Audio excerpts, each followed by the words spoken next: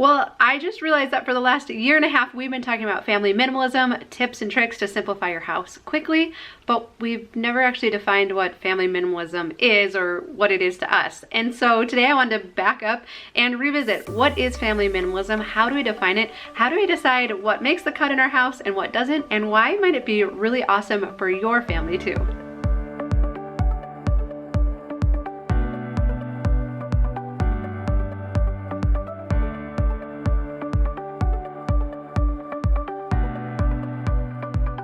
Well, hi, I'm Dawn from The Minimal Mom, and like our tagline says, our goal is to make family minimalism easy, practical, and cool. And so when we first started on this journey, which I'm gonna define in just a second, my husband said, just don't make us look weird. And I was like, okay. And I didn't want our family to look weird. I just felt like there was something more, or I was missing something, or parenting and having young kids and running a household it didn't feel like what I expected it was gonna be like. And so when I first came across this concept, I was listening to a podcast by Joshua Becker, and he just proposed that maybe we don't have to keep all of this stuff. That even with having kids or a family, it doesn't mean that we have to have so much stuff. And so that caused me to lean in and be like, I'm sorry, what was that? Come again, because this sounds really awesome.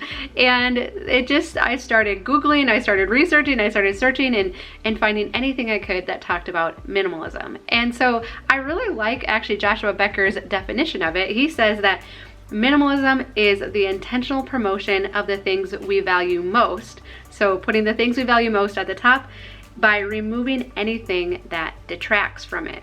What really appealed to me was this idea that I could spend more time doing the things that mattered to me and that I cared about and that I was passionate about, and less time picking up messes and taking care of my stuff. And so what we like to talk about here on my channel is how I've really started looking at our house is that everything in it is inventory that I have to manage. I mean, I get some help from other family members, but mostly the stuff that's in the house is my territory, and it's all inventory that I have to manage. And so when the house was a disaster, when it was impossible for me to keep up, what I'm coming to realize now is it's not that I'm bad or wrong or messy or lazy. It was that we had just let the inventory creep up to a point where it wasn't possible for me to take care of 4 kids, do some work on the side, and then also maintain all of this inventory.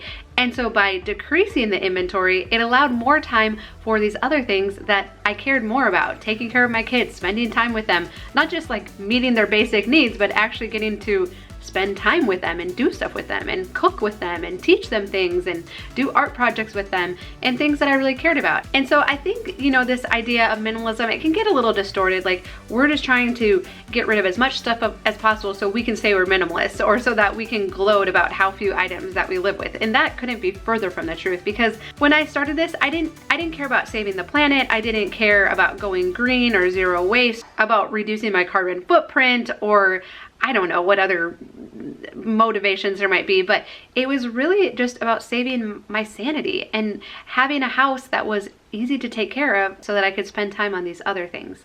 And so I know there's a lot of filters that we can use to decide what stuff to keep in our house and what not. There's, you know, the KonMari method, where we ask, does something spark joy? There's the quote that says, have nothing in your house that you don't know to be useful or beautiful. And for us, what it really has come down to is only keeping stuff that we use on a regular basis, mostly daily, weekly for sure, and understanding that the other stuff that we might use more occasionally, that we could borrow it. A lot of times we could just get by without it and make something else do, or if we really have to, stuff is super easy to replace and we could get it again, and usually used, because it's super easy to buy used stuff now too. And so this idea that our home doesn't have to be a warehouse for everything out there. We can reduce the inventory. We like to use the vacation home example. We can live in a highly simplified house, but still have everything that we need. We're not making life harder. I'm not giving up my microwave or my washing machine or even my computer or my phone. We're keeping everything that makes life easier. We're just getting rid of all of the other stuff. And so again, for us, how I would define family minimalism is just decreasing the amount of inventory that we manage in our house so that we can increase the time spent on things that we enjoy, that give us life. Built a big garden this year. We love spending time outside, farming with my family, teaching the kids things, and just having more brain space available to handle the things that come up on a daily basis when we have a family. And so Over the last few years, we've reduced the inventory in our house by about 80%, and it's been awesome. It honestly just keeps getting better and better, and we don't miss any of the stuff because we live in such a chaotic world that being able to come home to a really just simplified, peaceful space is so awesome that we don't miss any of the stuff. We know we could come by it again really easily if we needed it or if we wanted it, but so far we are doing awesome without it, and I don't think we look weird either.